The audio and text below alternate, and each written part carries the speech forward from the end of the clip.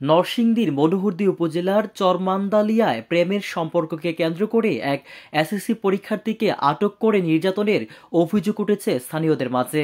পরবর্তীতে পুলিশ উদ্ধার অভিযানে গেলে পুলিশের উপর হামলা চালানোর অভিযোগও ওঠে। শুক্রবার রাতে চরমান্দালিয়া ইউনিয়নের একটি বাড়িতে এসএসসি পরীক্ষার্থী রিফাত তরুণী ফাহিবার সঙ্গে দেখা করতে যায়। স্থানীয় সূত্রে জানা যায়, এ সময় কয়েকজন যুবক রিফাতকে মারধর করে একটি ঘরে আটকে রাখে। তাকে সারা রাত অবরুদ্ধ রেখে শারীরিক মানসিক নির্যাতন করা হয়।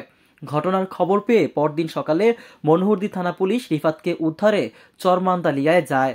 স্থানীয়দের বাধার মুখে পুলিশ যখন রিফাতকে মুক্ত করতে এগোয়, তখন উল্লাসিত জনতা পুলিশের উপর কিল ঘুষি, ইটপাটকেল নিক্ষেপ ও শারীরিক আক্রমণ চালায়। এতে বেশ কয়েকজন পুলিশ সদস্য আহত হয়। উত্তপ্ত পরিস্থিতি সামাল দিতে পুলিশকে কৌশলী ভূমিকা নিতে হয়।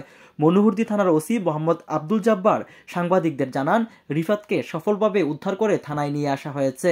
তার ভাষ্য, হামলাকারীদের পরিচয় শনাক্তের কাজ চলছে। দৃষ্টান্তমূলক শাস্তির জন্য আইনি প্রক্রিয়া জোরদার করা হবে বলেও জানায় ওসি।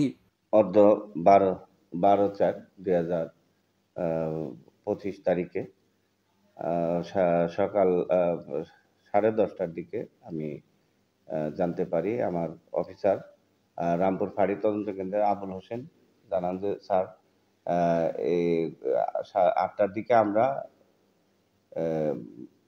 বাদীর মৌখিক আবেদনের প্রেক্ষিতে তার ছেলেকে আটক করে রাখছে চরমান্দাইল ফরিদ মিয়ার বাড়িতে। এই কথা শুনে আমি একজন ফোর্স নিয়ে সেখানে যাই। বাদী আরও জানায় যে তার ছেলে এবার এসএসসি পরীক্ষা দিতেছে। এটাকে গুরুত্ব দিয়ে আমি আমার একজন ফোর্স নিয়ে দ্রুত আমি ঘটনাস্থলে যাই। যা দেখি যে সে ওই রিফাত নামের যে ছেলেটি, সে ওই বাড়িতে একটা ঘরে আটক আছে।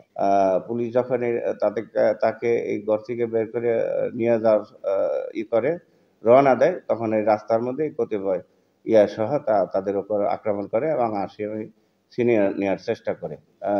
ভিকটিমের মার কাছে আমি শুনি, তার জবানবন্দি নেই। তখন সেও এই ঘটনার সত্যতা স্বীকার করে এবং বলে যে না, আমার এই ছেলে যখন আসছে বাড়িতে তখন মেয়ে তার সাথে এবং তার ঘরে একত্রিত ছিল। আপনারা জানেন যে বাংলাদেশ পুলিশ জনগণের সেবক হিসেবে কাজ করে। যেহেতু আমরা জনগণের কাজের জন্যই আমরা ওখানে গেছি, সেই হিসাবে আমাদের উপরে যখন আক্রমণ করছে, তাদের বিরুদ্ধে আমরা এটা একটা শক্ত আইনগত ব্যবস্থা নিব। কারণ যারা এটার সাথে জড়িত আছে, আমরা খুঁজে দেখব যে এটার ইন্ধনদাতা কে এবং আইনগত ব্যবস্থা নিব এবং তাদেরকে গ্রেপ্তার করব। এবং আমাদের কাছে অলরেডি 2 জন আটক আছে।